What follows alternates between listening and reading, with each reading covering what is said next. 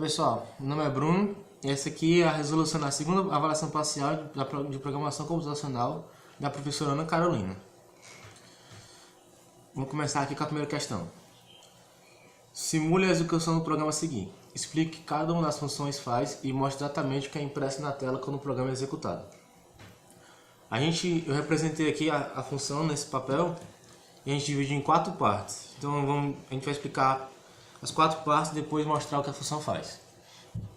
Na parte 1, é só uma declaração simples das funções, está chamando, declarando, que você tem que declarar antes a função para ela poder rodar no programa.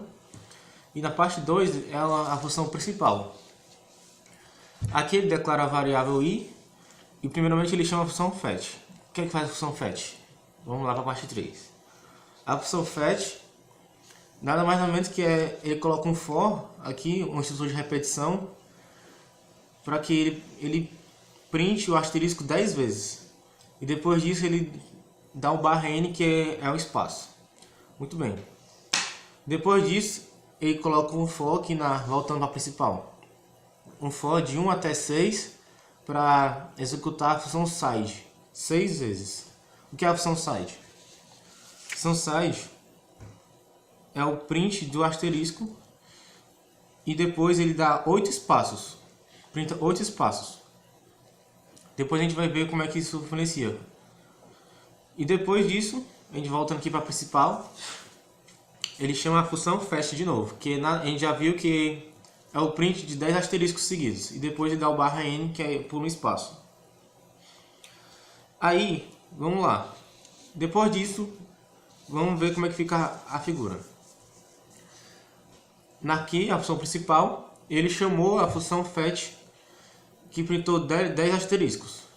Depois disso, ele deu barra n, que a gente deixou um espacinho para representar. E depois chamou a função side. A função side é o que? O asterisco e 8 espaços. Depois fez com o asterisco. Isso colocou o for para fazer 6 vezes. Lembrando que em cada asterisco desse tem um espaço, um barra n. E depois ele chamou a função fetch de novo, que é printar 10 asteriscos seguidos. Então, essa é a primeira questão. Que na segunda questão ele pede o seguinte: elabora um algoritmo que preenche o vetor de 10 posições com os 10 primeiros primos maiores que um certo n, recebido como entrada. Seu algoritmo deve imprimir todos os 10 elementos do vetor. A ideia do código é você imprimir todos os 10 primos maiores e você vai dividir, no caso aqui o j, começando de 1 até o n mais 1. Aí você vai pegar os restos, usando a variável de contagem, que vai ser o nosso x. A gente sabe que todo número primo é dividido por 1 e por ele mesmo. No caso, ele vai ter apenas 2 restos zeros ao longo de toda a contagem aqui.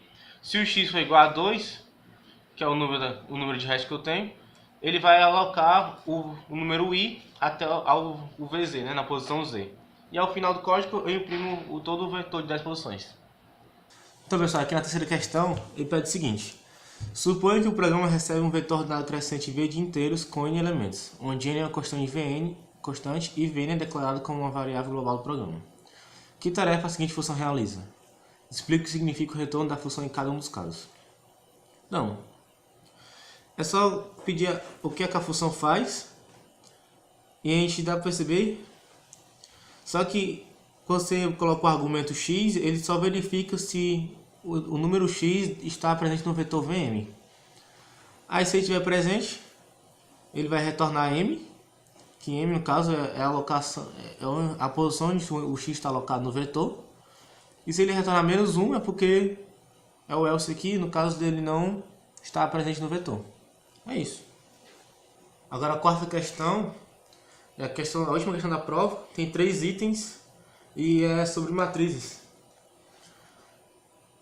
O item A, ele pede para você informar o tempo necessário entre 2 cidades, o tempo de viagem. Aqui a gente preencheu, a gente declarou todas as variáveis que vão ser usadas no código. E aqui é nada mais nada menos que um printf de preenchimento de matrizes. No caso, o usuário vai preencher com a distância entre cada cidade. No caso, o I é a cidade 1 e o J é a cidade 2. Depois você vai pesquisar o tempo necessário. É aí que entra a estrutura de repetição, que a gente declarou aqui, valores de diferença entre elas, para que ela já rodasse automaticamente. Aí você define seu lugar de origem e seu lugar de destino. Aí, então, enquanto for diferente, o programa vai procurar o tempo necessário lá na sua matriz, de acordo com os locais do seu cidade de destino alocados. Então, pessoal, no item B, ele pede só que você informe várias cidades, ele só vai somando o tempo de deslocamento entre elas. Aí você coloca aqui, no caso ele pede aqui, para quando você colocar um valor negativo, ele parar. Você coloca o estudo de repetição, o while de novo, ele vai escaneando. Aqui eu botei um if no meio, para que quando você colocasse o if, valor negativo, ele fizesse a soma e no final ele printasse. Aqui é só uma estrutura de incremento de variáveis para que ele possa continuar rodando e somando. Ó, pessoal, no item C, o último item da questão, ele pede para que você escolha 4 cidades. Uma delas é a de partida, que é fixa, e outra é de chegada. Ela é fixa também. O que é que vai variar? As duas do meio. Você vai ter que comparar qual aqui demora menos tempo. No caso do meio seria a cidade de descanso, da questão que ele cita. Aí você usa o for, o estudo de repetição, para receber as 4 cidades.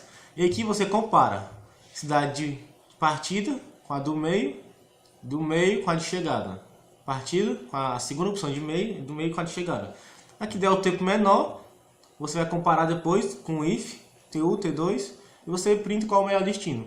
Se é aqui for o F1, for menor, ou F2. Então é isso.